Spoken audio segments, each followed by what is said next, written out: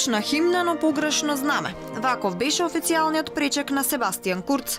На јарболот пред владата место австриско висеше знаме на Латвија, па така канцеларот Курц, кој беше пречекан од премиерот Заев, си застана покрај знамето на Латвија и ја ислуша химната на Австрија. Скандалот со згрешеното знаме го забележа австриските новинари и реагира, пошто на пресконференцијата грешката беше исправена.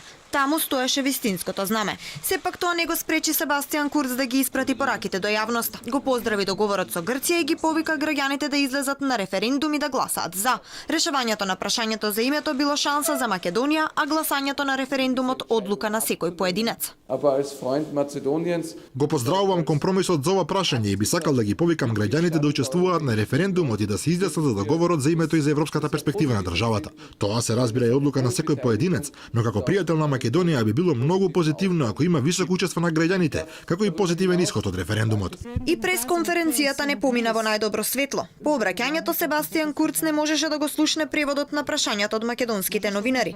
Не работеа слушалките. Сепак тоа не ја обесхрабри ситуацијата, а пораките беа испратени. Посетата на австрискиот канцелар значи дека Македонија се врати на европскиот пат, порача премиерот Заев и кажа дека очекува успешен референдум и реализирани уставни измени. Вашата посета ни опатува пораката дека Република Македонија се врати на вистинскиот пат, на европскиот пат. Презедовме лидерство, покажавме храброст, остваривме напредок во реформите и секако ова позитивна промена беше препознаена. Светот го препозна и обновеното чувство на оптимизам, отвореност, енергија и надеж кои ги споделуваат сите наши граѓани. И ни порача да чекаме во Европската унија и НАТО. И пристигна датумот за преговори во Европската унија и поканата во НАТО.